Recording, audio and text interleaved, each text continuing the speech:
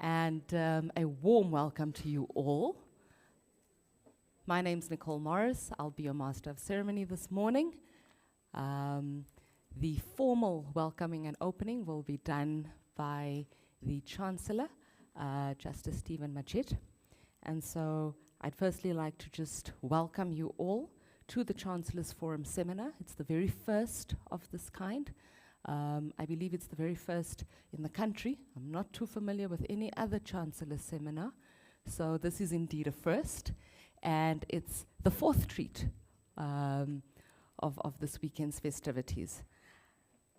I'm now going to ask Justice Stephen Majid then to formally welcome and open this morning's Chancellor's seminar. So, Justice, over to you. Thank you. Thank you, Director of Ceremonies. Good morning, everybody. Let me tell you who are here, very eminent people. Our guest of honor here present is Professor Itumeleng Mosala. You will get a formal introduction to him later, but he is best known recently as the secretary to the, what we call, it's got a very long name, but we call it for short, the Zondo Commission. The secretary of the commission is the administrative head of the commission. And I saw a newspaper report when he was appointed that they say that all these people with their shenanigans and delaying tactics may have met their match in Professor Mosala. Despite that intimidating caption, he is, by profession, originally started out as a theologian. And so don't get the wrong impression. He's a tough, soft-hearted theologian. Professor Mosala also was recently awarded an honorary doctorate by CUT, and he was, in his previous career, also the DG, the Director General of Department of Arts and Culture. And he is closely connected to efforts that we at the Chancellors Forum are busy with to address the pernicious fees crisis. Every year, you students would know at SPU, maybe not the youngsters from the Talent Pipeline program, but every year universities have this challenge where there are problems with fees for registration and so on, and then throughout the year.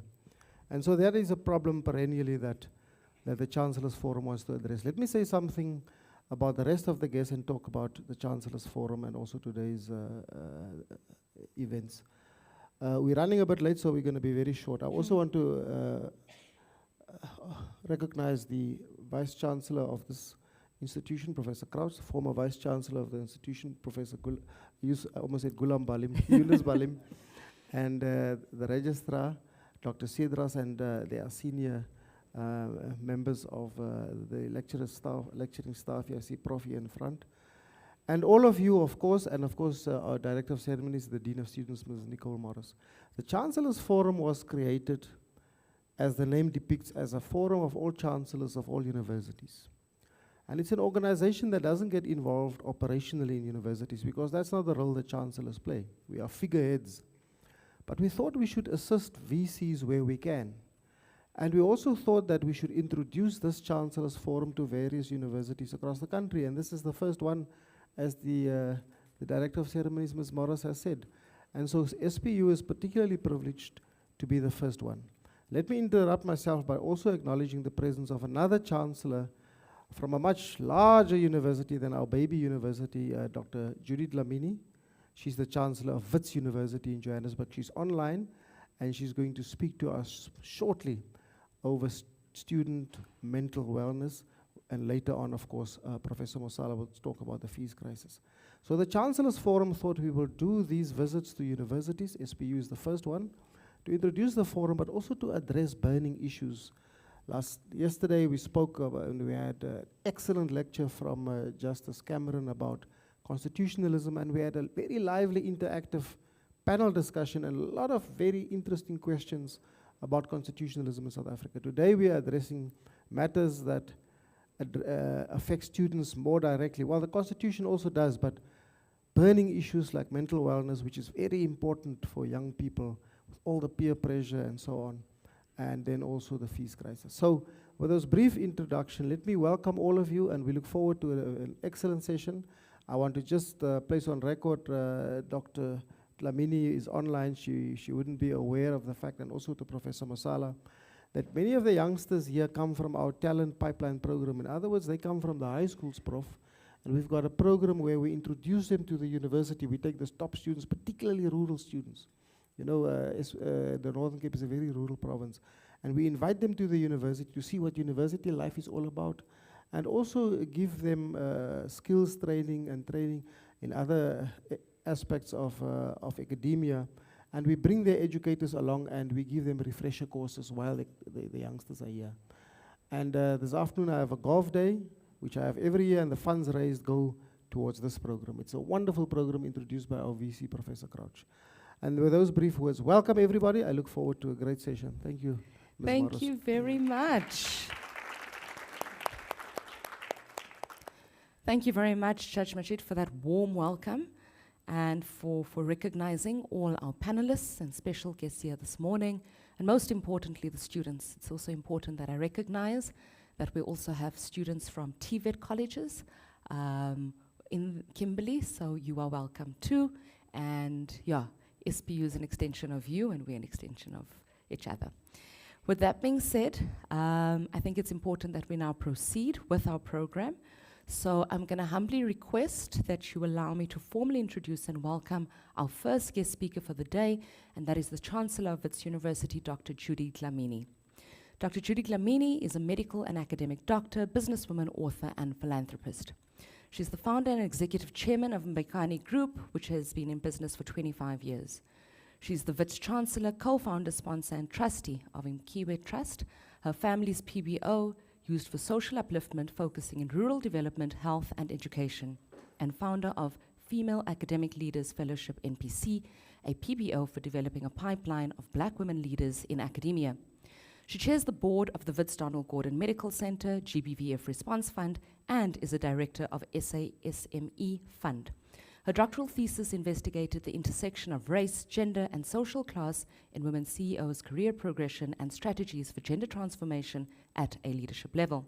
She's the former chairman of Aspen Pharmacare Limited, a former board member of Anglo American PIC, Discovery Holdings Ltd, Woolworths Holdings Ltd, and Northam Platinum. She is a published author of Equal But Different, The Other Story, and Grow to Be Great. She's the recipient of the African Economy Builder Lifetime Achiever Award for 2016, amongst several other awards, the most recent being the UNISA Leadership in Practice Award 2018, 2019 BBQ Platinum Award, 2019 Gender Mainstreaming Role Model Beacon of Africa Award, 2019 the EY World Entrepreneur Lifetime Achiever Award recipient. She received an honorary doctorate in business from the Nelson Mandela University in 2018, and also an honorary doctorate in 2019 from the University of KwaZulu-Natal in economics. Joining us virtually this morning, kindly please help me in giving Dr. Judy Dlamini a warm round of applause.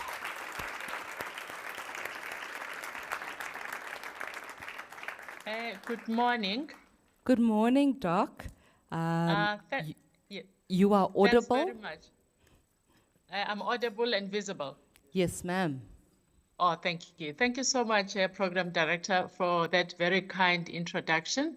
It's an honor to participate thanks to technology virtually. I would have loved to be there, but I had some barriers for coming to Salt Blackie, so I owe the university a visit. I want to start by thanking the Chancellors Forum, thanking Chancellor Justice Stephen Majid for actually leading the first visit and the first Chancellor's Day in the history of the country. And this will always be, I mean, the youngest university leading when it comes to the leadership that Chancellors bring. I would like to recognize the Vice Chancellor of SPU, Professor Andrew Crouch, and all the executives from SPU. I would like to also acknowledge all the other chancellors that are here. I know Chancellor Justice Edwin Cameron would be there after listening to his very inspiring talk on Constitution and just giving hope to a country that is not really in a positive position right now, unfortunately. I would also like to, more importantly, recognize the student leaders and also the students that are here. I've been asked to talk about mental health, and thanks to George that he'll assist me when technology, some of us who were born before technology, sometimes things don't go the way we want them to go. So I've asked George to run the presentation on my behalf. And I think, George, if you can show the first slide. Thank you. So I thought I would talk about building mental and emotional resilience. And going to the first slide, I have a declaration to make. If we can move to the first one, please, George. Mental health matters. And a vital aspect of developing successful leaders has to include developing and maintaining psychological health and resilience. And why do I say this? You know, I am a medical doctor by training. We do have a very high level exposure to psychiatry, psychology, and psychiatry, but it was never an area that was my specialization or my area of focus, but that changed 5 years ago when we lost one of the best minds and one of the best leaders, servant leaders, who lifted as he rose, an A-rated professor who was taken from us via suicide. And that made me angry because that's how I deal with pain. But I then changed that anger into doing something about it. And that was writing, co-authoring a book on him. And it was deliberate that the book was not about death, nor suicide, but the book was about healing. It was about sharing the life that he lived with the hope that we can learn from it. But having done that, the inspiration, the healing, there was still one thing that was remaining, dealing with mental health, because it has robbed us so many lives. So hence my interest right now, which is about mental health, especially when it comes to young people and also when it comes to leaders. So when I say that we need to develop the psychological health and resilience of our leaders, I really mean that. We'll go to the next slide, please. So I thought today I would actually do two things. Just paint a very brief picture of the prevalence with the help of the different surveys that I've had exposure to, including the one that was done by the Mosipe Foundation on students, where they fund students. And also just talk briefly about resilience. One of the things that I then did after launching the book was I was sharing the life of this giant is help a young psychiatrist to start what we call doctors of minds, to just bring awareness to mental health and hopefully try and destigmatize it. That's where I met Prof. Ramlal, who is the head of psychiatry at UKZN, and she has come up with a workbook, if you like, which is called Empowerment, which just guides you through how to build your resilience, how to nurture your soul, and how to build the mind so that we can overcome and thrive in spite of the challenges that the world throws at us. So I'll start with just where we are in the world when it comes to mental ill health. It's not surprising that more than 25% of South Africans suffer from probable depression, which is much higher than quite a lot of other countries, even countries that are at the same economic level as ours. And the high prevalence in South Africa, unfortunately, is not matched by primary healthcare facilities that offer the service specifically on mental health as amongst the menu of services that are offered. And why this is so concerning is that 85% of our population rely on public health facilities, and primary health facilities are closest to where they live. And if mental health is not a priority in primary health, then as a country, we need to have an introspection and see what is it that we prioritize as a country as we build our people and our young leaders. One of the surveys looked at the university students in South Africa, and it is concerning that the ideation of suicide is prevalent at 46.4% when it comes to first-year students versus the general population, because of the magnitude of stress that our young people are facing. Medical students experiencing disproportionately higher levels of burnout and mental ill health. And why I included this issue of reporting symptoms by our female students is because I want it to be a lesson to our male students, because we have many challenges as a country. One of them is the patriarchal system that tells the boy child that being emotional is a weakness, that you shouldn't share your pain. And my message today is that please, young men, share your pain. We have misinformed and misled you when we raised you and said being a man is not being in pain. We are all human beings. Like the title of my book, Equal but Different. We are equal, but we're just different. So when you have pain, you have to share it. You have to report your ill health, whether it's mental or physical. And that in that way, we will actually confront the stigma and ensure that we decrease the number of young people that we lose to suicide. The next one, please. Here I recognize Stellenbosch University, where Justice Cameron is a chancellor. The work that they did, what it confirms is that mental ill health doesn't just start when you go to university.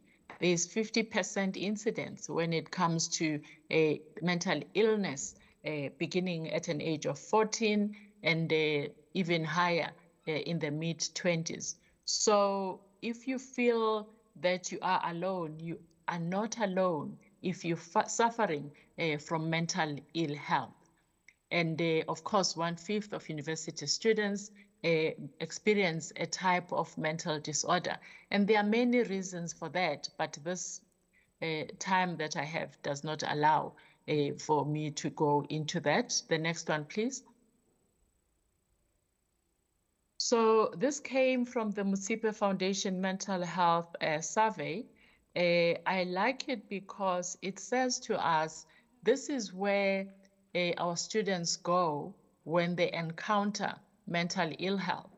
It's a small number that goes to professionals in mental health, and I'm encouraged because in my understanding, all universities have a facility that students can go to. But before I continue with the rest of the slide, I just want to talk to the leaders within universities, because I've come across instances where the young person will go to report mental health, and sometimes it's used against that young person. So my plea is that as leaders, as young people, we all have to overcome the stigma that is associated with mental ill health. And also, whenever people bring their challenges, mental challenges, for us to help them, we need to treat them with the sensitivity that they deserve and not use that against them. You will notice that family and friends are high up there as to the people that people approach, or at least students approach when they encounter mental challenges. What it tells us, therefore, is that we need to empower families and friends when it comes to destigmatizing mental health and understanding what mental health is and what it is not. And yesterday, I think it was Justice Stephen who actually spoke about how people will ban clinics, but they'll go past an institution of faith, a church, and not ban it. And this is confirmed by faith being one of the things that people trust after families and friends. Therefore, even our faith leaders have to be empowered to understand what mental health is and what it is not. Next slide, please. And this is more important than anything I'm going to say today, because we have to ask for help.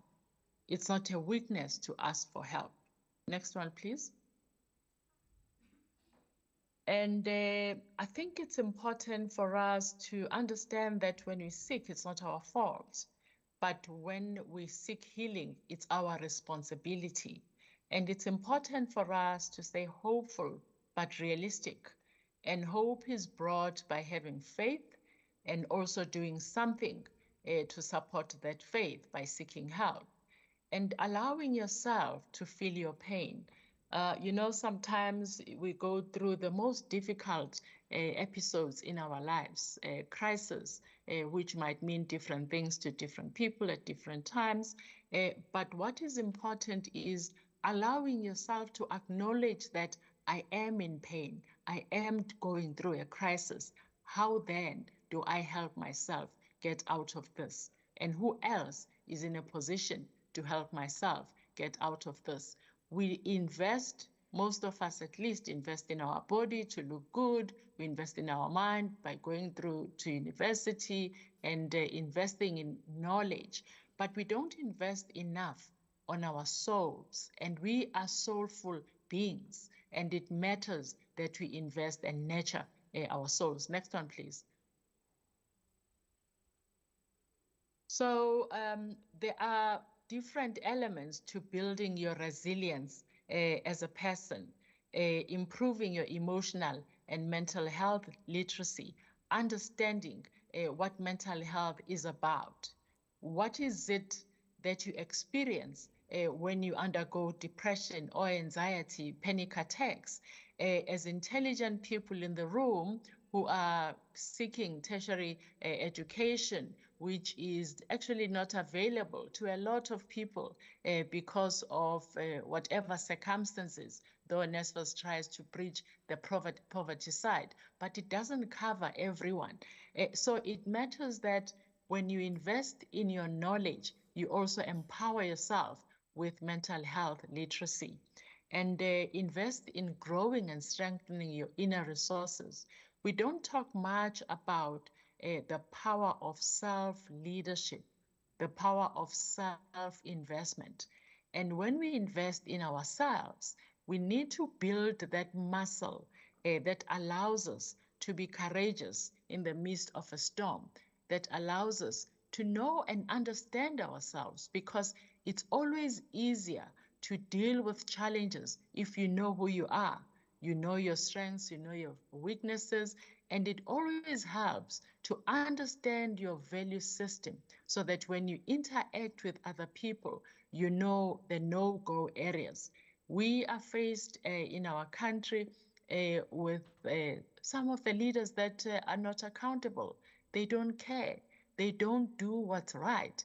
And I think as the young leaders that are being nurtured in our institutions, it matters for you to be clear on what you stand for, on your value system, and be accountable for self.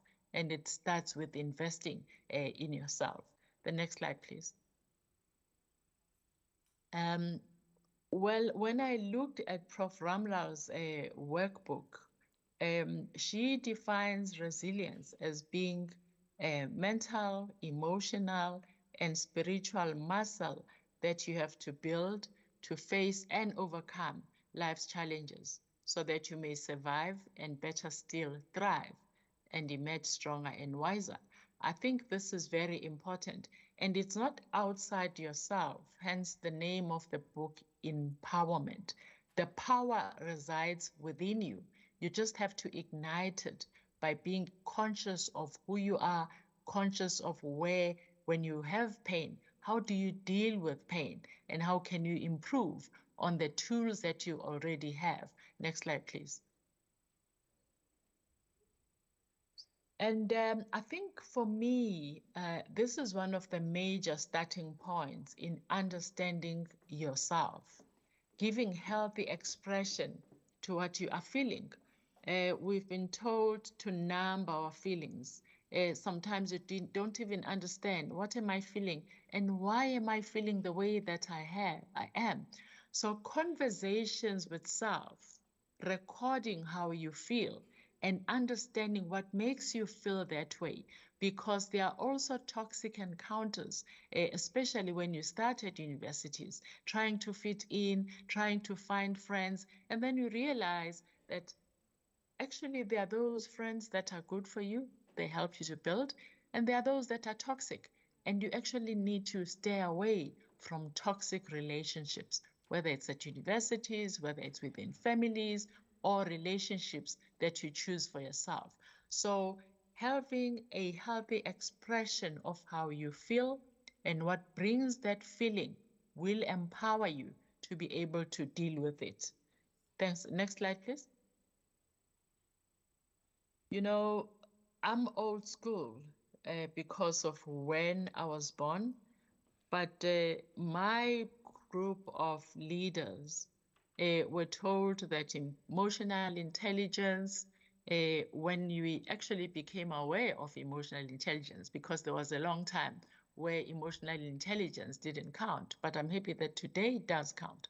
But there was a stage where we thought, it's either you're born with it or you're not. And actually, there are very few things in life that you cannot build, you cannot nurture.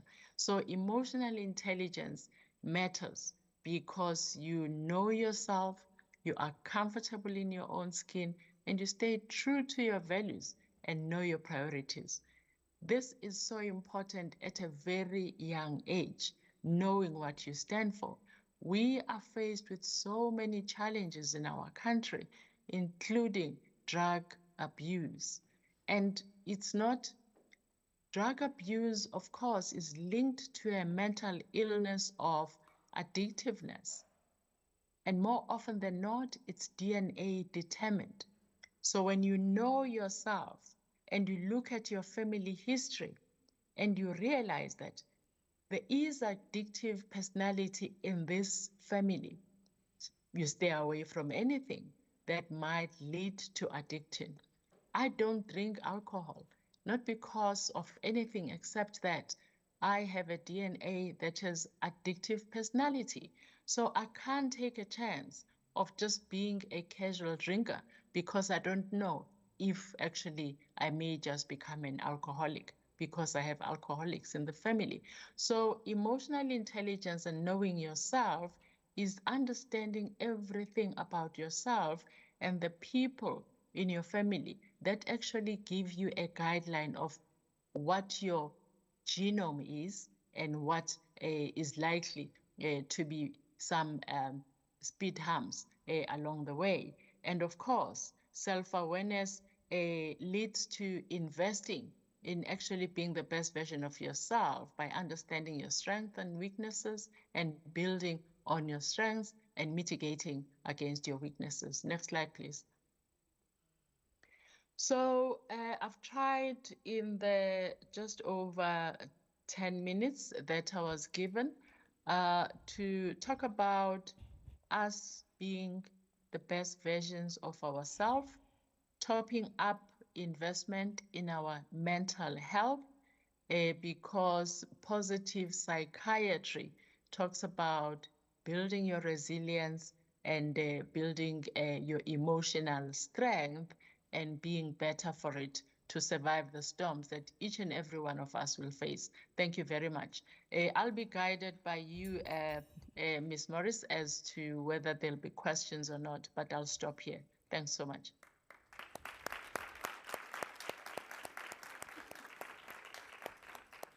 Thank you, Dr. Dlamini, for that address. I definitely benefited from that address, and I think for us at SBU, we've got a motto where we say healthy body, healthy mind, healthy life. But I think I like the twist, healthy body, healthy mind, healthy soul. It's indeed the agenda of the soul, and really interrogating your soul, what that looks like, and are you actually able to rekindle, reignite, and really reinvigorate the soul. So thank you very much, Dr. Dlamini. We do have time for a short Q&A. I think it's important. So what I'll do on this end, Doc, is I'll recognize the first 3 hands. Do we have ushers in the venue who will assist me in that regard, Doc? And then I'll hand over to you to respond to the first 3 questions. So I'll start with the young lady next to Mbali, followed by Mbali, and then the lady sitting next to Shane. Yes.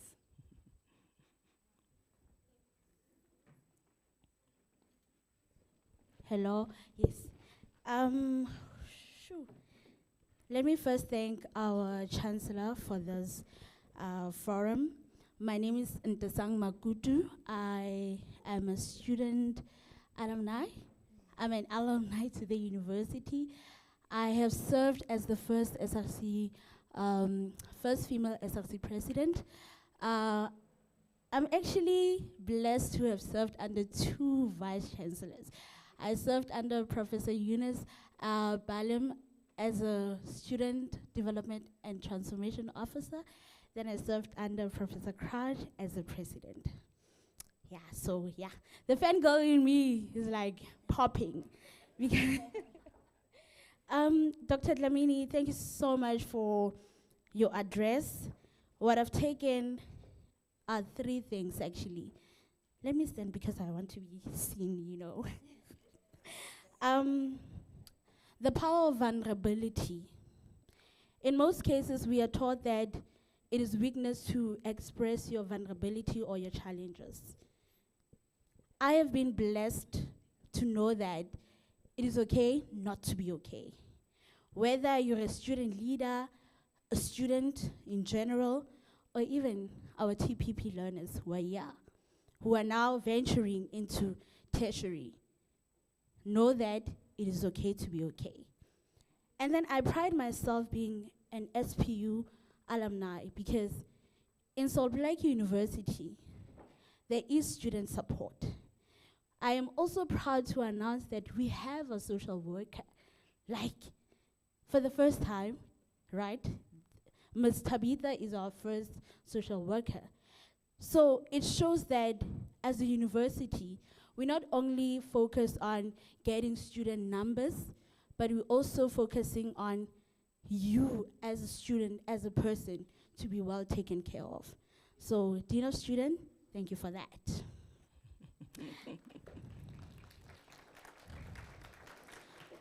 I think Dr. Dlamini mentioned that you cannot deal with your mental ill health if you do not know who you are. So self-knowledge is important. I know that I'm spiritually gifted as a traditional young healer. I'm not practicing, thank God, thank my ancestors, but I am practicing in a different way. So I have learned that sometimes the manifestation of mental illness is also the manifestation of your guides or your ancestors. So I think as universities, we need to move to a point where, as much as we have churches in our universities or any faith-related institutions, we should also have organizations or safe spaces for those who are differently inclined in terms of faith. Thank you. Thank you very much.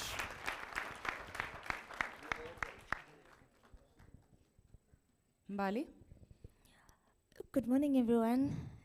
I am Balis Kosana. I am When we talk about mental health, it's like my first or second baby. I do have a child. Anyways, Prof. Dlamini, it's a Saturday, and to everyone that is here, I think it's very fulfilling, as well as like I just mentioned, it's a Saturday. You don't expect young people to be here, but this was really a good session. And actually, I think this came at the right time because it's almost exams and everything.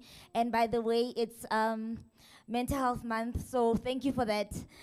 I just want to say thank you for the eye-opening session. You touched on something that Desang also touched on now about building resilience. And you also made reference to also being a student leader in a university and having these kind of challenges. So I have been on this journey of mentally ill for 10 years, still on my medication and everything. But I found power in what I am going through. I found power in a sense that I got to the Soplak University in 2019. Prof. Balim was also still here, but I was still a baby. And I kind of navigated my way into using what is seen as a weakness, as a strength, if that makes sense. My healing comes from me doing things that help me to also win this depression battle. Depression and anxiety. Up to date, it's still a mess. And I just want to know from your view, we are university students, we are these young people who are so enthusiastic. We want to break through systems. We want to become the best version of ourselves, as you have mentioned. But it becomes so difficult when you also feel like you want to do so much for people, but you also have your own restrictions. I don't want to say the mental illness restricted me, because we had a session where they were also telling us that when you get to university, the first year, if you have like a mental illness, 30% of students deregister because of the illness. But here I am now. This is my 5th year with a 4th year course though. I had to interrupt my studies. But I draw so much strength from you talking about resilience, because I don't want to lie. I think it took so much for me to actually say that I'm left with a month in the university, and it has been a very tough journey. So I really do think also the university is doing enough, or is trying to do enough. As stated, that most people now are not shying, but it's very difficult to seek for help. And here we are, the Mbalis, the Zintles, the Tesangs that are here, and tennis students, that it's okay for you to go through whatever that you're going through. You have your own club societies, you do all these things. And we're breaking that system and saying that. So I don't know. Basically, I was just saying thank you for this session. I know I'm taking long, but thank you so much. Thank you very much, Mbali. I recognize that the previous 2 speakers have not posed a question per se, but they have recognized the importance of the session, and I think that's important. It's important that we recognize that we do have mental health awareness, but we also recognize that mental illness is real, and it's time that we embrace it, recognize it, and really just be honest with it. So thank you, but I am going to request that the next speakers please pose a question now that we've done our appreciation and recognition. All right, over to you, ma'am. Good morning, everyone. So yeah, I'm also big on health, mental health, and yeah, I'm a wellness warrior. So what my question is regarding men in society. Ma'am mentioned that it's okay for men to be vulnerable. But what I've realized is that if I'm walking with my guy friend, right, and then someone tries to mug us, I'm expecting him to protect me, right? But at the same time, I said, no, be as soft as you can. How are we, what is it that we want men to do in society? What is it that we are saying exactly? What is it that we are trying to build our man into. Because I think that as much as, yes, a woman or a mother shapes the whole world, even men do play a part in it. So are we saying men should be vulnerable, or are we saying they shouldn't be vulnerable, or there isn't a thin line between the two? It's just, okay, sometimes be vulnerable and then sometimes go back, switch on and be a man. Thank you. Thank you very much.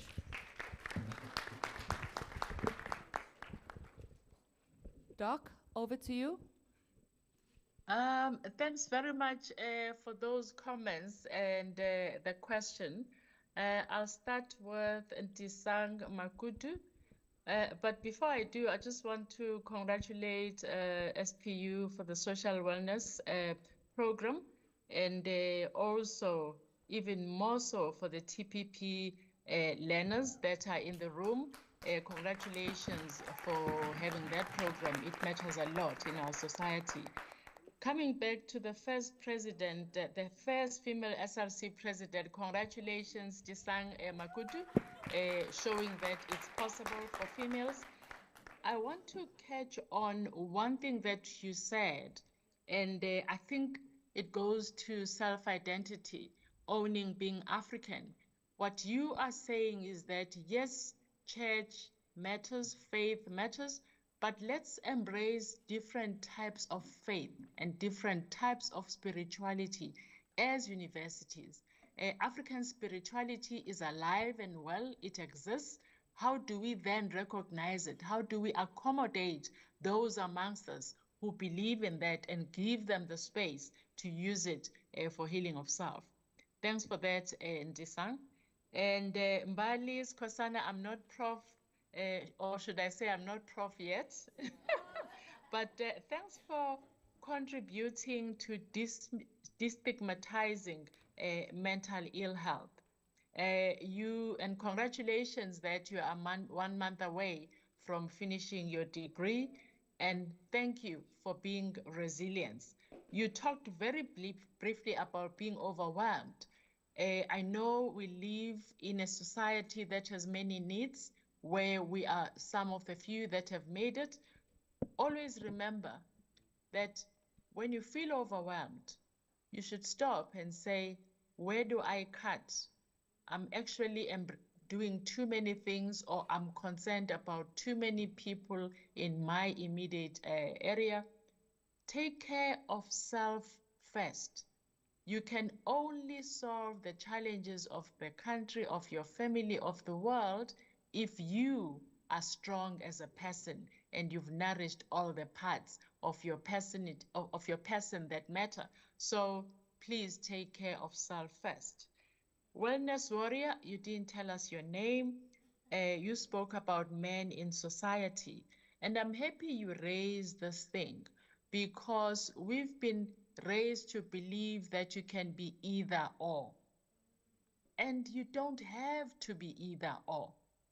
Embrace everything that you are, right? We are not saying men be vulnerable and not use your physical strength for good, right? We use our emotional strength for good, and we can also use our physical strength for good. So when you are encountering challenges, you use all the strengths that you have. All we are asking our men to be is to just be the best version of themselves. We are not asking them to be weak. We're just asking them to nourish everything about them. And by the way, manning up is not physical strength. Even this thing of manning up, maybe there's a challenge to that. Just be humane. Be human and humane, regardless of your social identity. That can be too difficult to understand. People say, I am not sure what is expected of me. Am I expected to open the door for that girl? Am I expected to carry heavy stuff for her? And my simple answer is ask. If the woman that you want to assist needs help, she'll tell you she does. Or you just ask, because we need to communicate more. Lastly, let us all be the best versions of ourselves, regardless of gender, sexual orientation, race, or whatever else that we use to limit our humaneness. Thank you. Thank you very much, Doc. I'm cognizant of time, Doc, so what we'll do is we'll take 3 more rounds of, well, 1 more round of questions, but I'll take 3. I am going to request that you please be succinct and just get straight to the question. I know context is important for you, but please, we are running behind schedule. So I'll start with you in front. Then we'll go to Mr. Olifant. 1 more, and that will be our final question for the morning. Thank you. Thank you very much. I am Mpulukile Lebete. I'm a TPP mentor and the treasurer of debate team and the coordinator of YCLSA. So, and I'm also a survivor of mental illness. So, I wanted to ask a question, Uguti. Is it normal to feel sad but not understanding why you're feeling like that? And if you are feeling like that, what should you do? Thank you very much. Good morning. My name is Nonofo Quentin Oliphant, and I am the current acting president of the SRC. So I have a question, Dr. Dlamini, to say, is the system not doing enough in terms of assisting and taking care of the boy child? Because if you look at it, today, women are being empowered. We're living in a patriarchal system, right? And in us living in a patriarchal system, men you are known to be people that, dominate. And now women are being empowered, and in them being empowered, the system again, it's leaving the boy child at the back.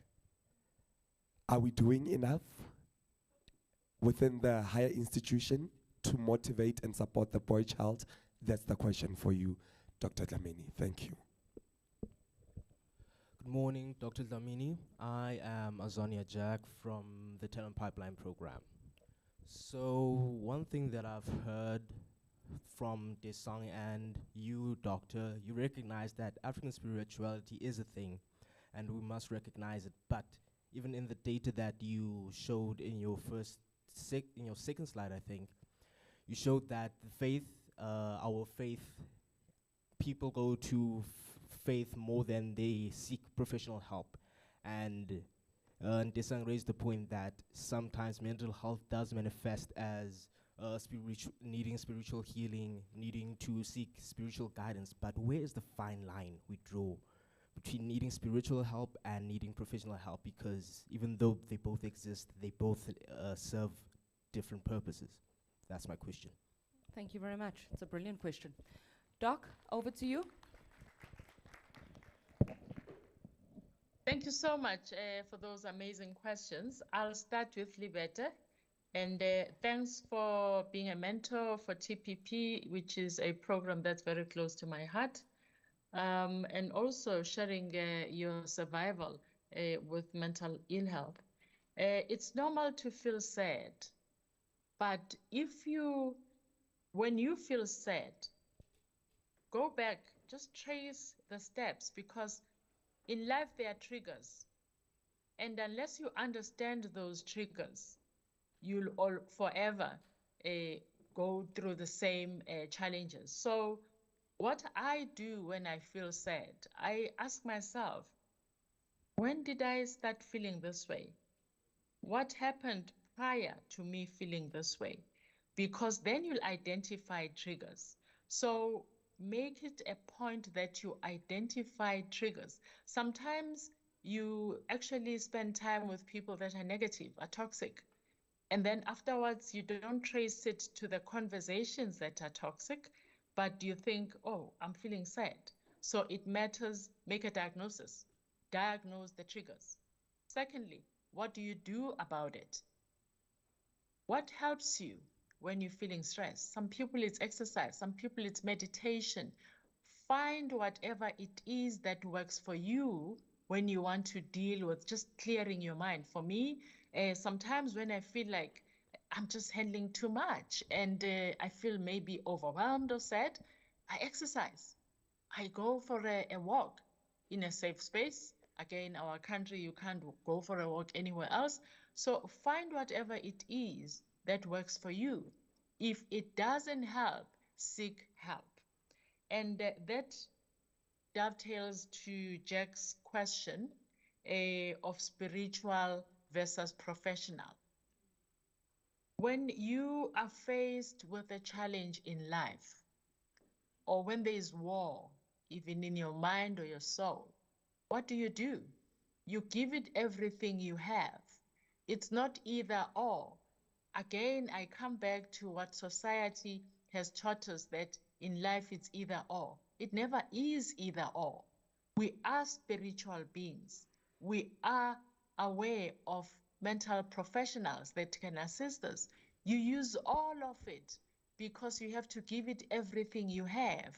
Your spiritual health, your faith, whatever type of faith that you believe in, and also seeking professional help. So it all matters. Give it everything that you have to succeed. And Mr. Oliphant, SRC president, what about the boy child?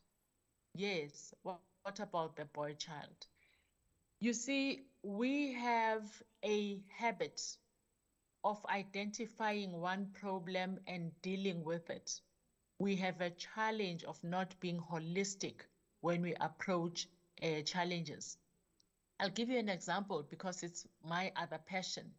Sometimes when we talk about transformation, we talk about one social identity, race. And when we talk about race, Black men benefit and Black women stay on the side. When we look at gender, white women benefit and Black women are left behind. So why am I sharing this? We need to empower the girl child and the boy child. How we are going to do it is where the difference lies, because the boy child has been empowered from birth for generations. But sometimes the boy child has been disempowered because he's been told what he should and what he shouldn't be, the toxic masculinity that we teach our kids unintentionally. So we need to recalibrate the message for both the boy and the girl child. And it's important that we do not resent the investment in trying to change the status quo. Because I can tell you now, being at university, how many vice chancellors are women? How many professors are women versus men? We do need to empower women, because a normal society will have every human being with an equal chance of leading and an equal chance of succeeding. But I hear you that when we focus on one, we neglect the other, and then you can't build a society that way. We need to focus on both. We need to recalibrate the message, but let us not neglect ensuring that those that are left furthest behind are actually solved for first. And those that are left furthest behind tend to be Black women.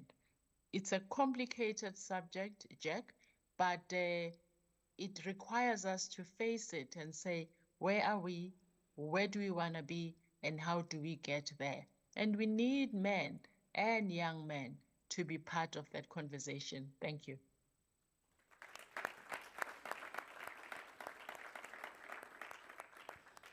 Chancellor, Dr. Judy Dlamini, I'd like to thank you for taking time out of your schedule this morning in really forming part of this quintessential program, but also forming part of the very first Chancellors Forum seminar held here at Solplaatje University this morning. Your contribution to our program is greatly appreciated, and we certainly cannot wait to host you in person. I do believe students would love to meet you in person in Kimberley. So thank you very much for joining us, and do have a wonderful morning, Dr. Dlamini.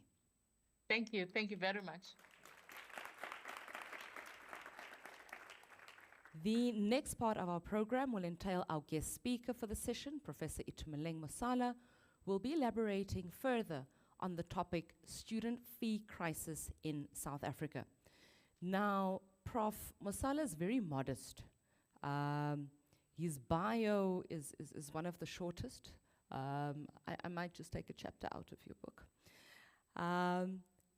Prof. Mosala is an international scholar and academic, finance and social science researcher, qualified corporate financial strategist, former university and government top leader and manager, founder, member, and leader of the Black Consciousness Movement, public intellectual and research chair, J.L. Dube Institute, University of KwaZulu-Natal, research associate, University of Pretoria, and something that you might be familiar with, he was also the admin head of the Zondo Commission. Yes? All right. Prof. Mosala, over to you. Thank you. Can I use the... Yes, thank you, thank you, thank you, thank you. I think being on my feet keeps me a little bit, thank you, comfortable that if things go wrong, I'm not far away from the door. Thank you very much. I should begin by adding my own words of gratitude to Dr. Dlamini. Goodness, I felt like, why do we need to do something else? Why don't we just sit here and listen to this and discuss and discuss and discuss? But as Jesus found out when his disciples asked him whether they couldn't just stay on at the mountain and build over there and not ever go back down to the ground,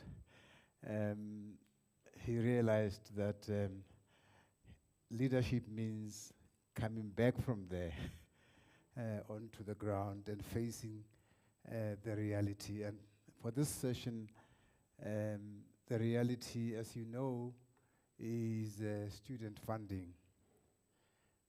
The history of student funding is long, or student non-funding is long. It precedes the advent of democracy in our country. We were students in the 70s, and the matter didn't even arise as to who will make sure that we get through university. I was saying to my kids the other day, I call them kids, but they're not kids any longer. They're post-university, they're working, or at least one is working. One says he's working. And it's a he, but she is working. I was telling them that in all of my academic journey, I've never had a scholarship. I've never had a bursary. In fact, I did my matric from the back of my father's lorry. I used to borrow study guides from those who were able to be in class for matric. And I used to sit at the back of the lorry and read and registered as a private student to do matric. Just down the road here in Bloemfontein, not too far from here. But as things are, I ended up here. And the road to here today has been a long one as well. Another time we can talk about that. When democracy came in our country in 1994, President Nelson Mandela was professor at the University of Cape Town at the time. President Nelson Mandela asked me if I would come to join government in Pretoria and help with setting up the higher education system. They were wanting to appoint at the time the head of higher education at the National Department of Education. And who says no to to Mr. Mandela? Nobody ever says that. I heard about Josh yesterday, how you could not say no. You had to come back home to come and work. And by the way, I must interrupt myself and thank you very much, Judge, for launching this project of the Chancellors. I've had the privilege of addressing yourselves in Pretoria earlier in the year or late last year. I must thank the Vice Chancellor, I must thank the Deputy Vice Chancellor and the leadership and the former leaders and the Dean of Students. Nothing happens without the Dean of Students in a university. I've spent all my life in these institutions and with students, so I know that quite well. Thank you very much. This is absolutely, absolutely critical. And using the word critical, student funding is critical. Critical to the project of making sure that the sons and daughters of the majority in our country are able to get the one right in our constitution, the one right that we as a people have been denied ever. This is the one right. We were denied this right by colonialism. We were denied this right by apartheid. And please forgive me, we are denied this right by the democratic state under our leaders. And I speak carefully because even though I am a former president of the other movement, the current leadership of our country are my friends and comrades. I was at university with them. I've been in the struggle with them. I respect them. I work for them, as you have heard, that I was a DG at one point. I was a vice chancellor of a technicon at another point. And I've currently been working with Judge Zondo to deal with the scourge of corruption in the country. But we find ourselves at this point, and I am talking about we because I've decided that this problem is our problem. Of course, it is President Cyril Ramaphosa's problem. Of course, it is Minister Blade Nzimanda's problem. But it is also our problem. So we're going to have to own it. Let me go back in history. I learned when I was teaching at the University of Cape Town to find ways of intimidating students. And my way of doing that was that every lecture I came in with lots of books into class. I didn't necessarily need them for anything. But I was also very young, you see, so I was quite worried that students would think, but this one, get hakarona, this one. You know, so I wanted them to kind of realize that I've read. And sometimes I used the books, sometimes I didn't use the books. But what I've got here with me today is three things. I tried to think about a title for my presentation this morning. And these are the thoughts that came to my mind. One was, the Japanese are no longer here. And I'll explain to you in a minute why that came into my head. The other was, when I think about student funding, I think about the politics of it. That's another thought. Yet another thought is the economics of it. And another thought is the mathematics of it. And that is because I spend a lot of time thinking through, what is it that we can do? What is the problem?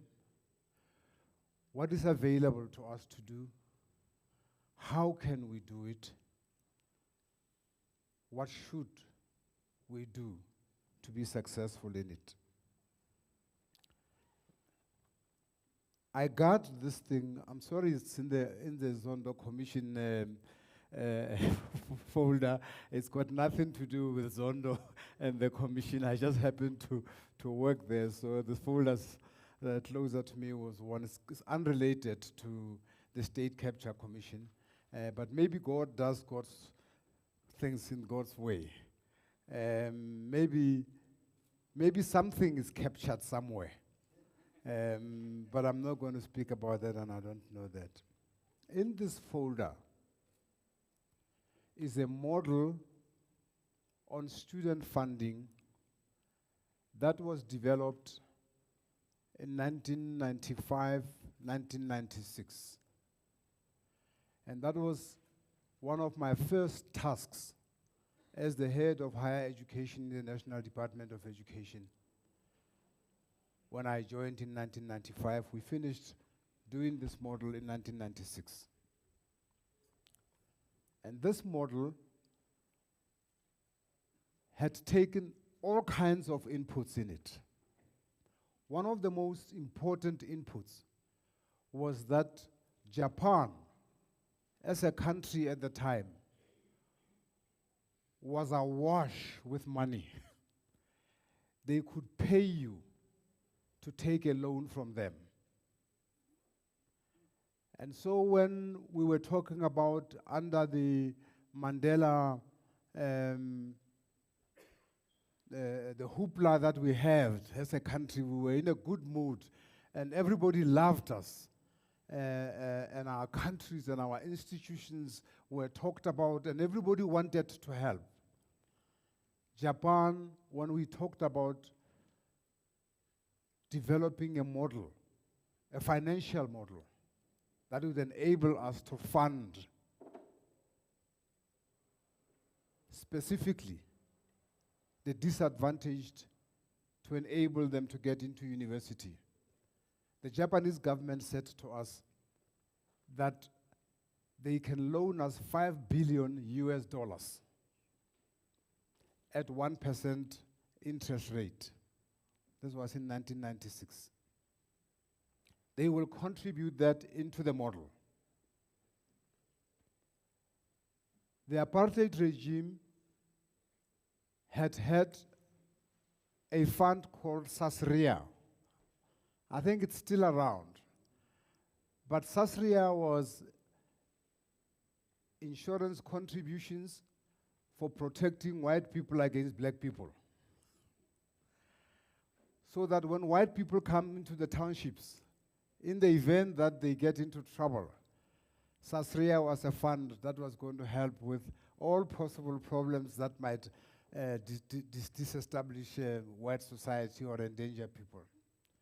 So the democratic regime inherited Sasria. So there was, I think, 5 billion rand or something like that in the Sasria fund.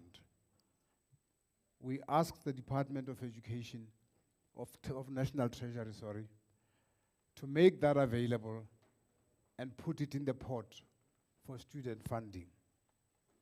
The Department of Education, of the higher education budget that I was responsible for, had only about 500 million rand for all the universities at the time, if my memory serves me well, for all the universities, subsidy.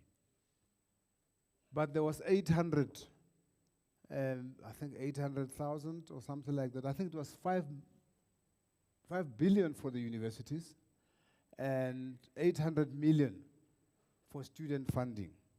So we asked that the 800 million should also come into the fund so that this fund could sit. We also said students graduate. I'm just to give you the elements of the model. Students graduate and they find work. If they find work, they would repay at a small rate a portion of the fees that they paid in the university. And we did a model of all the student numbers, and we projected student numbers for 22 years, and we put all of this in this pot.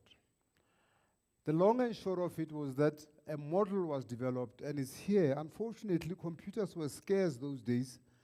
There was a computer out of which it was typed, but it was never kept in I can't find the disk that contains it, and I can't read the model, but it's here.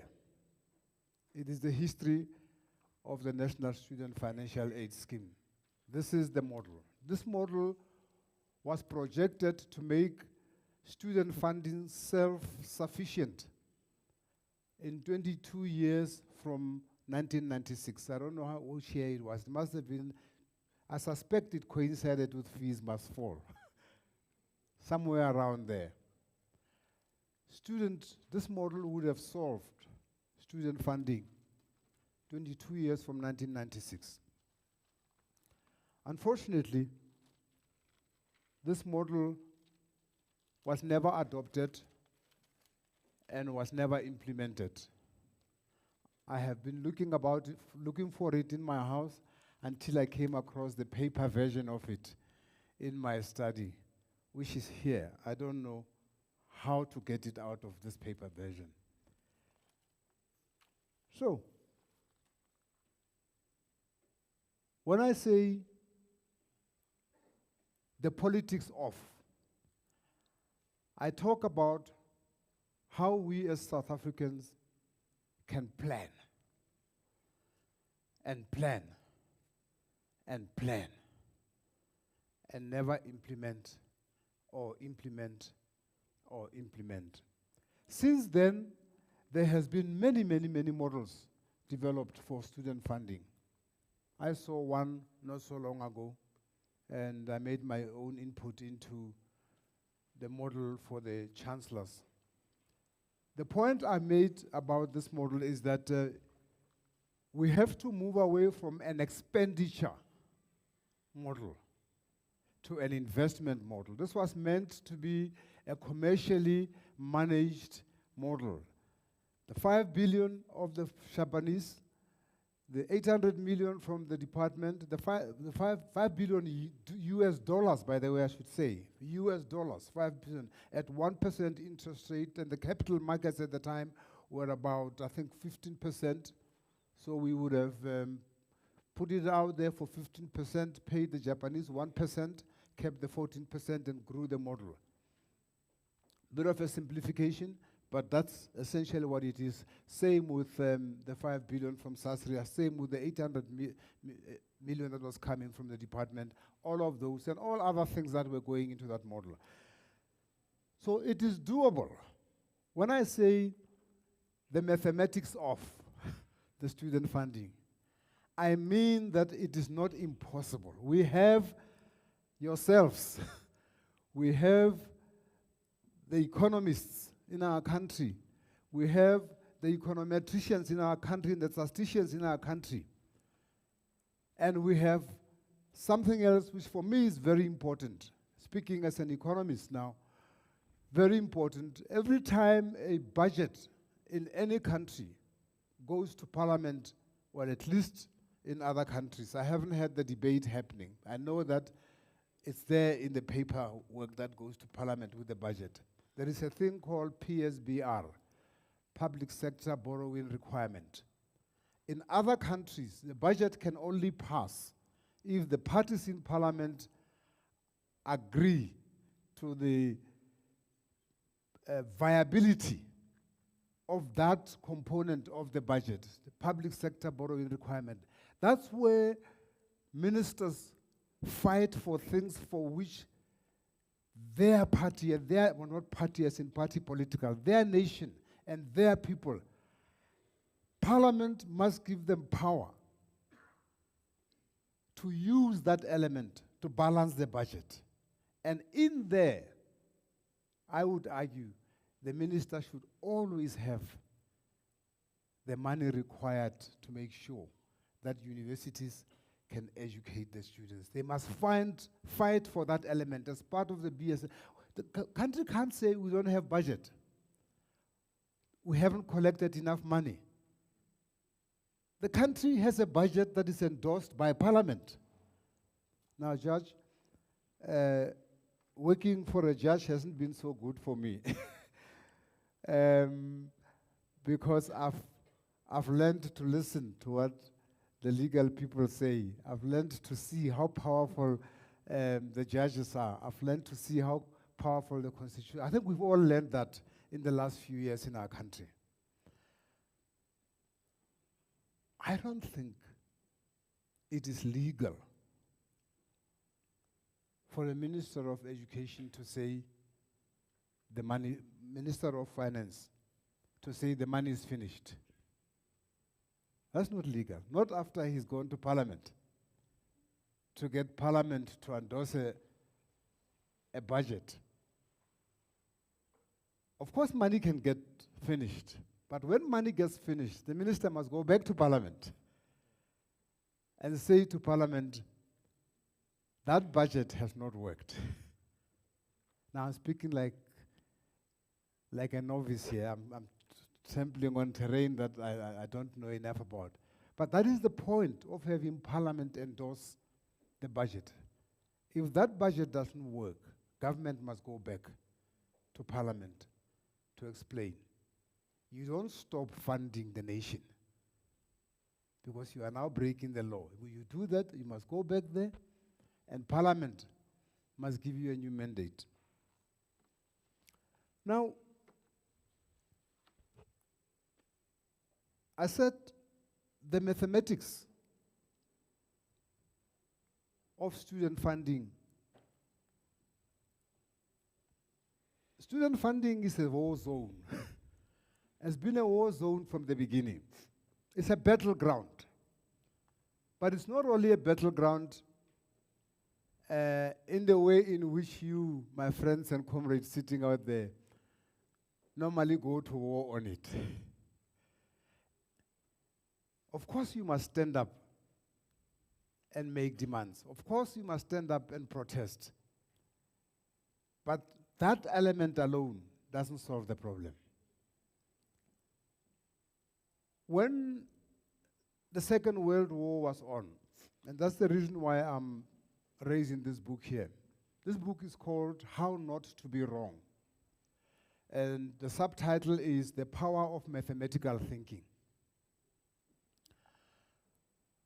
When the Second World War was on, American planes used to go back home for service. They would, after fighting, they return home and they go there for funding. But the brigadiers or whatever they are called, the people who are from war, would then take statistics on the aeroplanes. They would look at the body of the aeroplane to see where the planes were hit during battle. And they would take those numbers, and in New York, in a room somewhere, was a group of mathematicians and statisticians who were not flying out and fighting the Germans out there. They were sitting in New York and working on the equations and functions and mathematical formula for that war.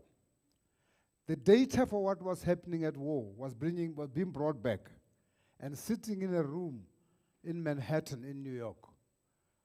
They would bring in that data, and there was the head of the statisticians there who would receive these things, and they would show them that they were hit here, or they were hit here, or they were hit on the wings, or they were hit wherever. And this man used to say to the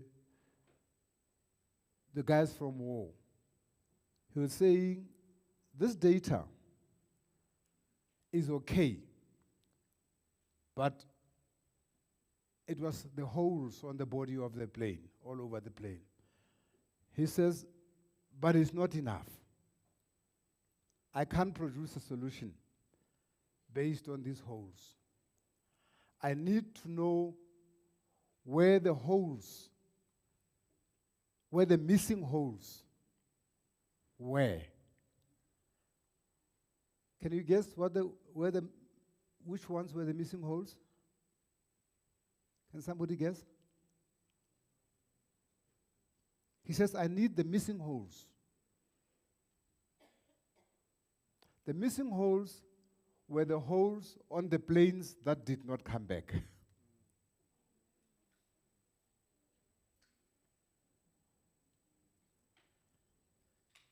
Because those are the holes that are significant if the mathematics of war is to be valid.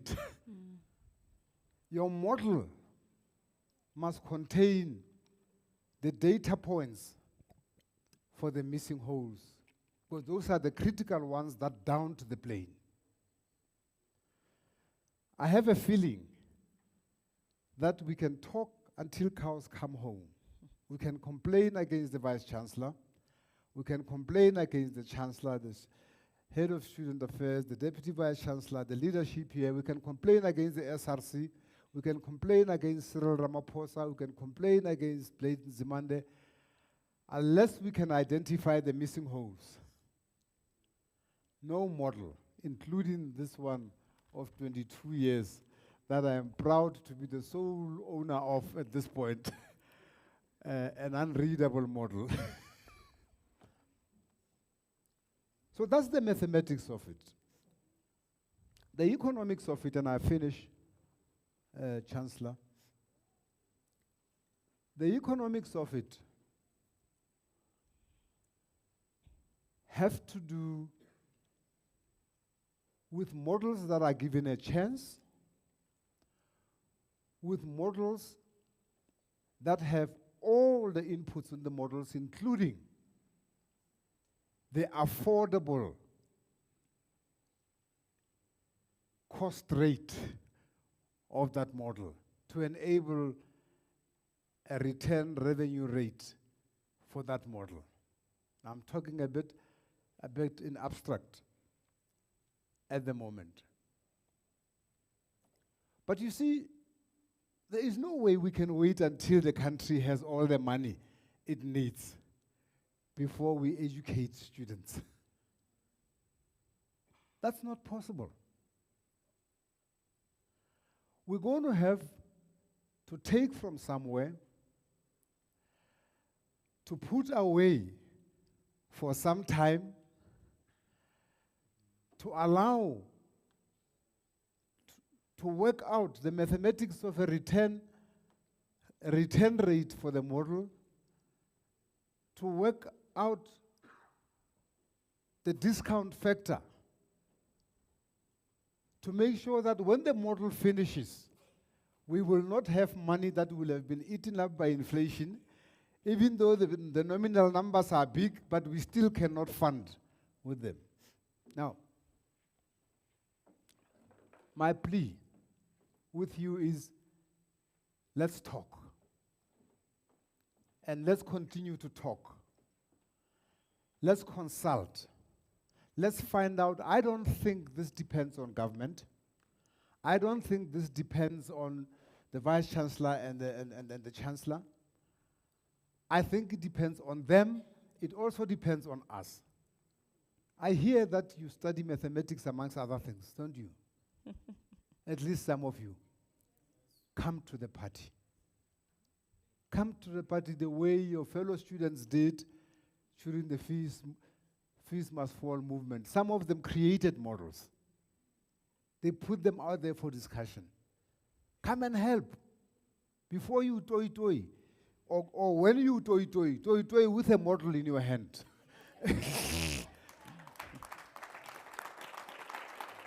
I am the last person to say you shouldn't toy. I spent all my life toying. I don't know whether it was yesterday. I had someone talk. Oh, no, it was not yesterday. In the rare moments and movements and opportunities that I get to listen to Ace Makashule, I came across a small little clip by Ace being interviewed just the other day. Now, Ace is you can see I'm old. He's a youngster to me, both in age and politically. But I listened to him talk about what it was like in the struggle days. And he was talking about how he used to be tortured and so on. And so I said to myself, so I wasn't the only one tortured that way. He was talking about how the police, particularly in Velkom and Kronstadt, the special branch used to take you and put you in a bag and put a big cat with you in the bag and close you in the bag and put you in a swimming pool and submerge you in there. I thought I was the only one who went through that. Ace was talking about that as well. That's the reason why I wanted to go to the Truth and Reconciliation Committee and ask that a cat should be brought there and come and testify with me. But of course I didn't. But that is my point. This is our problem. We're in it together. We're in it for the next generation of students. We must try to solve it together while we are here. And it's a privilege, by the way. I told my children again that, you must never not go to university. It's a very short period of time. It is the greatest privilege you will ever have. You will remember it for life. Thank you very much.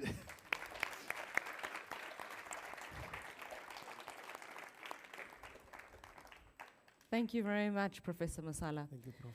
Before we open up for Q&A, I am going to request Judge Majid to perhaps respond. Yes, very, very briefly. Time is against us. Actually, as I'm sitting here, I'm hosting a golf day to raise funds for the TPP, for the Talent Pipeline Program. But let me say this. We've had a wonderful presentation by a person who's been involved almost from the start to show us how the problems have arisen. Now, just a quick point. I also speak on behalf of the Chancellors Forum. As I say, we've got this going, and I think Professor Musala and VC, I think DVC, I think we must continue this at other universities to make this almost a standard agenda for us to speak to students about mental wellness, And can I say, I'm so encouraged about all of you who spoke and say, it's not a problem to be ashamed of. And please, those who have gone through it, please help the others. But I digress. But I think we should speak about student mental wellness and fees all the time. And we have such a wonderful resource. Hendrik Verwoerd is the one who introduced apartheid. And they were very clever. They said we will allow the black man and woman, and when I say black, I mean all of us who are not white. We will educate, and of course there were levels. I had a better education than African people and Indian people and colored people. You see, they divided us into boxes, divide and rule. But they said all those who are not white, we will only give them sufficient education to be laborers. They must be hewers of wood and drawers of water, nothing more. Black kids don't need mathematics and science. What do they need it for? They must just be able to hit with a pick and a shovel. Now look at me, I would never have been able to make it. But anyway, we must change the model. And it's up to us. And the Chancellors Forum is grasping the nettle. We invited Professor Mosala to speak to us about possible models and see how we could. Because let's face it, we have to if government doesn't want to come to the party, we have to drag them along and also do some of the work ourselves. So the Chancellors Forum, we undertake that. We will continue this quest to get students funded. Because it can't be after post-democracy, after Mr. Mandela and others have suffered so much. Some with their lives, many with their lives. Yes, Professor Mosala was tortured. I heard this many times in the cases we used to do in the 80s, late 80s, early 90s about how people were tortured. We can't let our people have suffered like this to be still denied education. Because if there's no funding, you are being denied education by your democratic government. It can't be. So the Chancellors Forum will continue with this quest that we are busy with. Thank you. Thank you, Judge Majid. I think just sitting here, we're in a position of privilege to have you as a Chancellor. And we're definitely in a position of privilege to have you championing this project. And I think for students in the room, it's important for you to share what's happening here on social media as well, so that your peers at other universities know what's happening here at SBU, and so that they too can raise their voices and say, look look at what's happening at SPU. How do we get our chancellors on board and our university management on board in helping us champion conversations around, one, student health, your mental health, resilience, but also the student fee crisis. So I am gonna open up for Q&A now. I am gonna request that you be succinct. Kort en bondig, please get to the point. I'll start with hands that I did not recognize in the first round. So I'll start with my fighter at the back, followed by you, sir. Any new hands? Followed by you, Ofense, in that order.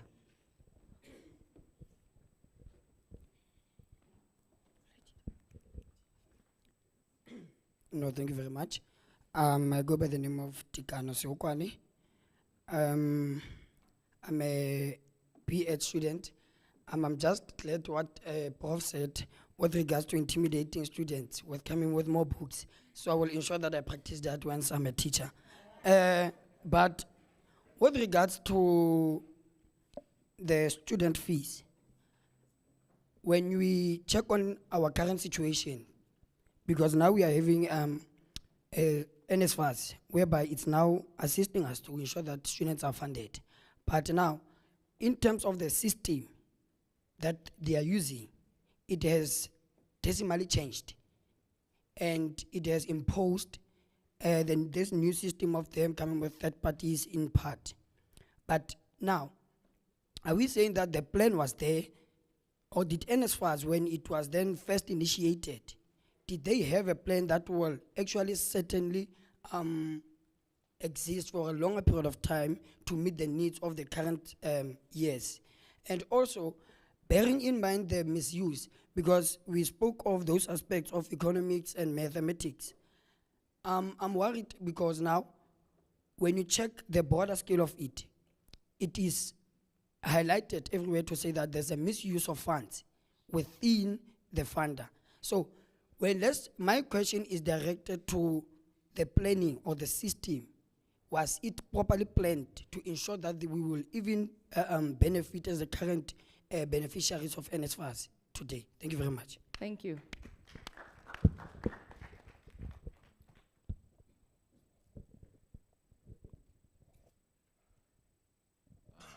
Greetings, everyone. My name is Kangile Musab Kalipa, a learner at TPP. And I wanted to ask, or first highlight and then ask, that I'm not sure if this is the general consensus, but I feel that the goal of universities and high schools alike is to make well-rounded people in society who can even contribute to the economy with in the workforce. So sometimes it feels like we're at a disadvantage, especially because we're in the public sector. As you can see, learners in the private sector are introduced to international universities, introduced to international funders, as long as private sector funders who can give them bursaries and scholarships. But in public schools, we are just told to apply. We are just told to apply for bursaries, but we're not given a process on how to do it, first off, where we can do it, and we get it at the end of the year. Like now, it's October already. Some funders are already closed. Some deadlines have not been met. So I wanted to ask, is there a way that we cannot just focus on government with NSFAS, but that government can work with the private sector and just inform us on how to do all these things? Because if we solely rely on the government will be throttled, and as we can see, it's already not working at a perfect way. But if we can work together, then at least students can apply to those different programs so we can become those well-rounded people that you want us to be. Thank you.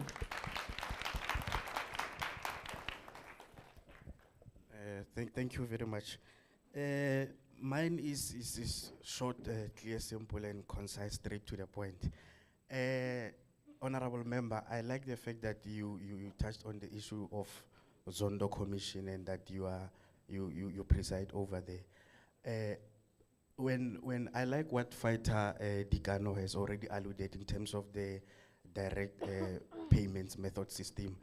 The system, I don't know whether to pose a question to say, what is your take on NSFAS board appointing, the NSFAS CEO appointing, service providers that are not registered fintechs or not registered, what is this, service, financial service providers, because we're sitting with a crisis now ever since the implementation of the direct payment system, which is the middleman between the institution and the students. How we are doing things right now, it's kind of pushing us backwards, not forward, because we have had this system before, I think, in colleges, but then it was called the SPAC system in TVET colleges and so forth on. So it being implemented in the university while it was appointed in TVET colleges, and then it didn't work at that time. What measures were taken to ensure that it would work this time when we bring it back in within the university? I know our honorable VC, they also tried to assist us in fighting the system and so forth on, but unfortunately we were not successful. So what can we do going forward? How can we try and deal with the situation that we are currently sitting at? And another thing, private sector funding. We are moving away from national student funding scheme. When we speak of private sector funding, most of our students within our institution, they are funded by government, 80% of them, or in a hypothetically speaking, 80% of them. What is it that we can do going forward to address student fee crisis in terms of increasing visibility within private sector funding? Yes, we do have them, but mostly some of them you find them after postgrad, such as your NRF and so forth on. But when you are still undergrad, 80% of them it's government. And our democratic stake, like you have already alluded, honorable members, that indeed it's failing the right that was given to us after free education was declared in ANC 53rd conference. You see, ma'am. Ma'am, as the acting TG, can I please be given a chance to allude to the problems that my constitution is facing? Okay, but I'll keep it there. Maybe. Thank you, Fancy. Thank you very much, ma'am. Yes, please, sir. Yes, you can do it from here. Can hear from here. It seems to me that the one question was about planning, the other one is more about administration. On what actually happened in practice with regard to planning was that we went for the short-term planning approach. In other words, we don't know from year to year how much is going to be available the next year. And it usually depends on what the minister will say or what Treasury will say to the minister. And I think that's the difference between the two approaches. I didn't quite delineate them properly. That the one model is an expenditure model. The other one has to be an investment model. What the investment model will do is build the investment fund and build it for the future. I mean, if we had time, I'll tell you about a trip we took as Vice Chancellors, plus Minister Blade. He was still just head of the Portfolio Committee in Parliament at the time. We all went to the US to go and observe what is called the Negro Fund, which the black colleges in the US, faced with a similar problem, decided that they will create a fund, they will build it up, they'll look for money. If they must sing to get the money, they will sing. If they must act to get the money, they will act and do. But it's been running for years. And we were supposed to have gone to learn from that to see how that could help us here. Needless to say that we enjoyed the trip and flew around and went around and came back. I never went to any other meeting since we came back on that thing. But so it seems to be our problem, our South African disease. But that gives you a dimension of long-term planning. We've never had. It's always been an expenditure model that depends on what the budget pronouncement will be, and you can't run a university like that.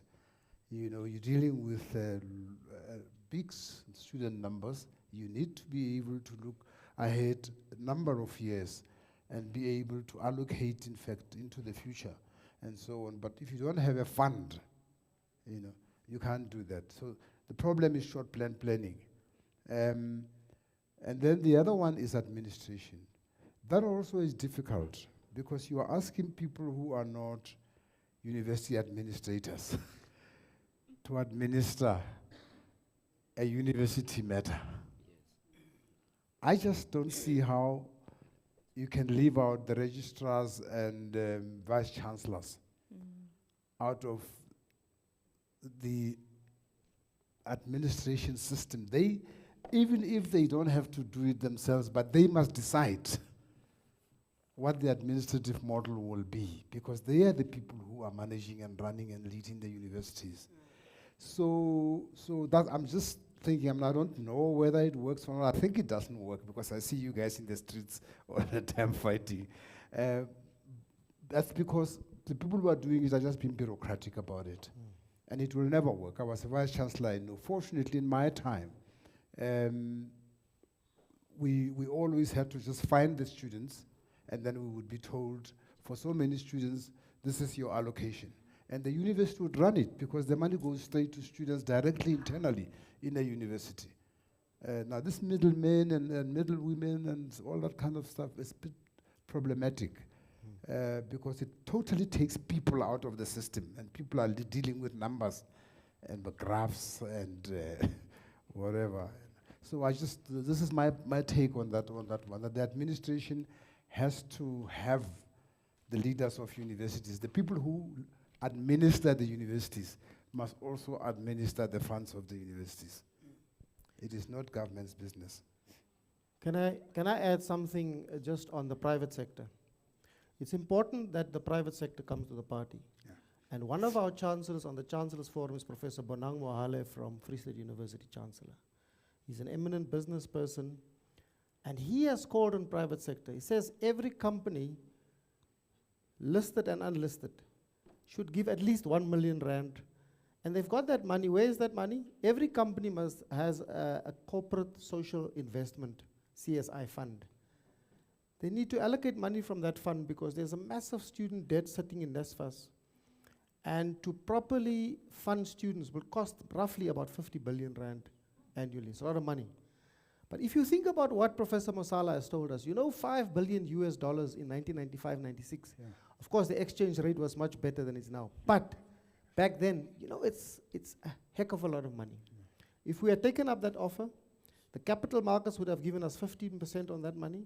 We would have paid the Japanese their 1%, we'd left with 14% on 5 billion USD. That's a lot of money. We didn't do it. If we'd taken that Sasria fund, which was supposed to protect white people against black people, to put it crudely and bluntly, we would have been far away. And even the money that was sitting in the budget, 5 billion rand more or less for students. But we didn't do these things. And that is why now, as Professor Mosala says, we must be part of the solution of this problem. And when I say we, I mean we, all of us, students, but also the private sector. Yeah. There are companies who are making obscene amounts of money. If you see what they pay the executive directors in the companies, the top, say the top 50 companies in South Africa, it's obscene. And it can't be that we deprive the future of the country, who are you, the youth, from getting education. Then we are back to Verwoerd. Then Verwoerd is still alive. It's never died. How many years later? 100 years later, 50 years later, it's still alive. And so private sector must come to the party. And Professor Bonang Mohale has made a public appeal, and we are driving it in the Chancellors Forum as another part of this problem. We must also, if I may add, we must also, the money, the corruption money must come back. And it must be directed straight to student funding. And it is a lot of money, I can tell you, because I am sitting there with it. Thank you very much. I'll do, okay. One last round. So I'll take the lady in the denim jacket. I'm recognizing colleagues who've not had an opportunity to pose a question in the session. So you, ma'am, followed by Tinta, followed by, I'll go with that gentleman over there. And then we're going to have to wrap up this morning's proceedings. Oh, I'll close off with you, Zinhle. Good day to everyone who's present, and thank you to Prof. Masala for the inputs. What I'd like to ask, are institutions actually like putting in enough effort? Are they doing enough in order to source funding for actual students? Like for instance, are they monetizing their partnerships with public and private organizations? Not only in terms of internships where they get skills training and work readiness, but also like, I don't know how to We phrase got this, the but- question though. Thank you very much. Next question.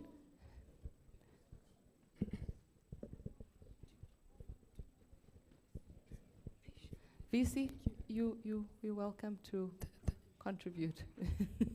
Thank you very much, Program Director. I'm Tinta. I just wanted to speak because I heard that the professor spoke something that is very profound when he spoke about the issues that he went through before when apartheid happened. I wanted just to advise him. It will be also a nice thing that when the Chancellors Forum, it challenges all the chancellors in South Africa to donate all the chancellors, maybe from their salaries, like people who have benefited. I'm just saying that maybe if they can start, they can start to maybe to donate 3% of their salaries. Maybe the private sector will be like, yeah, now we can start to join. Thank you very much. Thank you very much for that suggestion. I still need to keep my job, so I'm just going to leave it right there. Over to you. Greetings to the room at large. I go by the name of Sylvester Maki. I would like to eradicate on the point of that guy from the TTP line. I can hear from his thoughts that he is appreciating each and every opportunity that they get. The Chancellor spoke about China in some way. I think we need to challenge the curriculum that we are facing in high schools, whereby it is theory-based instead of being with the practice on its side. Like, if you can take a child at China, maybe in a high school level, he or she can, like, do like a TV and, like, I don't know how So to what is put the it. question, sir? The question is this, like, us coming to the party, we must challenge the system, the curriculum system of South Africa, and introduce like the practice part of it instead of looking at the theory part of. Thank you so much. It's about looking at the East and seeing what lessons we can learn from the East. Yes. Zinhle? I think mine is, I have a problem with how when we are looking at the funding issue, we look at how we want to be receivers. I think once we start looking at funding as a sense of saying, let us encourage our students to be creators of wealth or not just observers of wealth. Because what we are doing, especially if you look at NSFAS and everything like that, everybody's just absorbing wealth from everywhere, but those graduates do not then give back to the economy because they're not employed and everything like that. I think the conversation as student leaders and everybody that should be going on is how do we create wealth for sustainability instead of absorbing wealth? So once we start talking about that, we'll not get these strikes where we are continuously telling the government to say, give us money, but what we're actually doing is we are creating money for our economy. As long as that is not going to happen, I still see us having these conversations of a financial crisis. But yeah. Thank you very much, Zinhle. I'm now going to hand over to Professor Crouch. Yeah, thank you very much, Dean, and thank you for the questions. I think I've been sitting here and listening, very, very rich discussions. I'd like to respond to the question about are we doing enough as institutions in terms of engaging with the private sector. I'll be the first to say, I'll admit, maybe not. But there are institutions in this country that have a longer history of engaging with the private sector, and they have alumni who find themselves in the private sector as captains of industry, and those are the ones that are giving back to the institution and building up those endowments that are funding the things that are more sustainable. And that's exactly what we're trying to do as a young institution. I spoke last night at the Founders' Dinner about a fund that we started here, which is the Decade Fund or the Lesedi La Africa Fund to raise 100 million. And I've been engaging with the private sector, and I actually made the announcement, we're almost 1/3 towards raising that. So that is one example where I have certainly personally engaged with the private sector. It has borne some fruit, and we are doing that all the time. But I do believe that more can in fact be done to raise more money for this purpose. I'd also like to comment on the question of sustainability of NSFAS. NSFAS, as Prof. Masala has said, is a model where it's a giving. There's no plan really for sustainability of the model at this stage. Where on a year-to-year basis, money is budgeted in the national fiscus. We normally have a shortfall because the demand is greater than the supply. And then, as Vice Chancellors, we are informed at some stage that there's a shortfall in NSFAS, and we have to make up that money from somewhere in the higher education sector. And inevitably, the budgets of universities are then cut to actually make up for that shortfall. So inevitably, you take from Peter to, you rob from Peter to pay Paul. And I think we can, by working together, we have to work on a sustainable model where there's enough funding in the pot all the time to make provision for those students that are in the system, as well as those that are still coming, etc. And hopefully any new model that is being proposed, because there will be a new model proposed very soon, I believe, one has to engage with that in a proactive way and in a positive way, rather than to first protest about it and then come to the table. I believe that inevitably you have to come to the table even after the protest to resolve these issues, because it's not going to go away. As long as we have a model which is based on a short-term planning model, we're going to have this continuous problem. There has to be a long-term solution where those that have benefited from the system must learn to give back, so that the ones that come after them are also beneficiaries of the same system. Like we have at the many, many historic universities across the world, where endowments are actually funding the sustainability of university finances. Thank you. Thank you very much, Vice Chancellor. Prof. Masala, would you like to add? Just to give an example of an administrative approach that I experienced when I was a student in the UK back then. What used to happen is that the universities will give an indication together to the government as to what the student numbers were going to be. Let's take the fresh income, for example, of students. And once they know, they plan on those numbers. In other words, they cover everybody. You know, they don't find out after the fact that they've only been able to pay so many. And that money would then be moved. I think there might be a problem here, I don't know, at home, but it would be moved to the municipalities. In other words, you first identify how many students generally, and then you find out how many admissions, let's say at Sol Plaatje, so they know exactly how many students are coming here, and they simply move the money for all of those students onto the local municipality. When you arrive here, you just go fetch your money. And in fact, you don't even fetch it physically. You go sign up, and the municipality must move the money into the university. Finished. Simple method. And that's how it used to happen before Margaret Thatcher, of course. You know, when education was free there, and I was very lucky to go to university in Manchester for no cent, no penny. Nobody paid in those days. And it was just worked like that, administratively very simple. Yeah. Thank you very much, Prof. Ladies and gentlemen, that then brings this discussion to a close. So another warm round of applause for Prof. Masala. Thank you. Judge Majid, I am going to humbly request that you please present Prof. Masala with a small token of appreciation. Thank you very much. Thank you very much.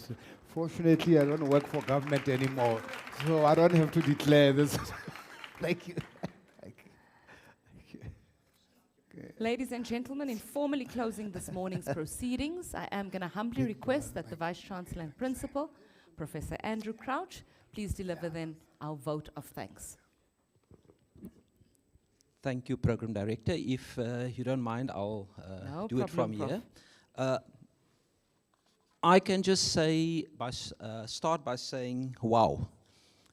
It's been exciting 2 days of engagement, of treats, intellectual treats, thought-provoking treats, and we, I think, can justifiably say that we deserve the golf relaxation this afternoon, Chancellor. It's been 4 in 1, 3 events yesterday, and this morning's event. And as I said, we're not finished yet. I'd like to thank you, Justice Majid, for being the driving force for the seminar to take place. And on behalf of myself and my management, as well as our council, I'd like to thank the Chancellors Forum for the opportunity you've presented to us for hosting all these events. We see it as part of our decade celebration. So thank you.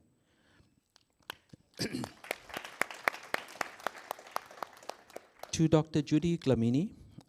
Dr. Dlamini, firstly, let me wish you well in your own health, but thank you very much for sharing with us your thoughts on mental wellness.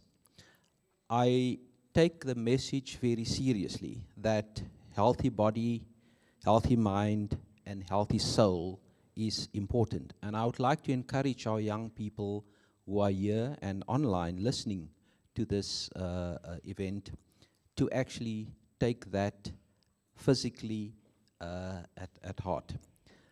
We also take very importantly the message of building resilience. And one of my colleagues in the past have said that we don't know about the young people of today. Maybe they are not as resilient as the old models that are made with chrome bumpers, like ourselves, or the generation sitting in front here, except of course for the Dean here. But I think it's important that we must realize that the young people of today have to build a totally different resilient system because they are confronted with different challenges than the generation of the 70s and the 60s, etc. But thank you very much for those thought-provoking messages that you have given to us. To Prof. Musala. Prof, thank you very, very much. When you were standing there and you were talking about free education as a right, it reflected for me back to the time when I was sitting on the ground in 2015. It's roughly 8 years ago, when Fees Must Fall started at a place called Wits University. And at that time, students were also saying, free education is a right. But I think we must get also the message that nothing is free. Somebody is paying for it. And I think we haven't actually spoken enough about the concept of free and who is going to pay for that free. But I do want to recognize that we have to claim our rights, as we have been talking about our constitutional rights throughout the past 2 days. I thank you very much also for sharing the history of the funding model with us. And I've learned over the past 2 days a lot of new things, that there's such a richness in the memories of people that have shared these things with us. And maybe you should also capture all your thoughts in a book so that it becomes available for the generation that we see in front of us. Importantly, you stressed the whole concept of data. How do we deal with data? We cannot make decisions if we do not have enough information.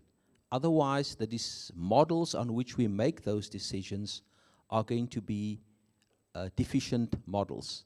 And I think we're still wrestling with that. We sometimes have a tendency to be reactive rather than proactive. I have personally indicated to my colleagues that I do consider myself as a veteran of protest. When I say a veteran of protest, because in my own student days, I was a first year in 1976.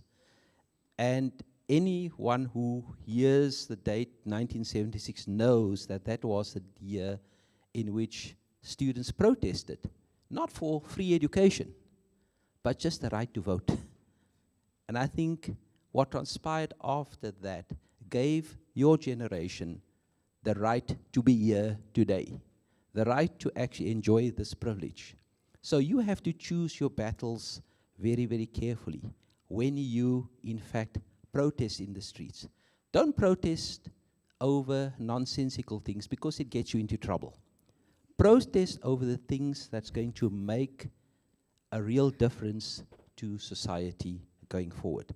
But it's important that we have to look at things in a holistic way.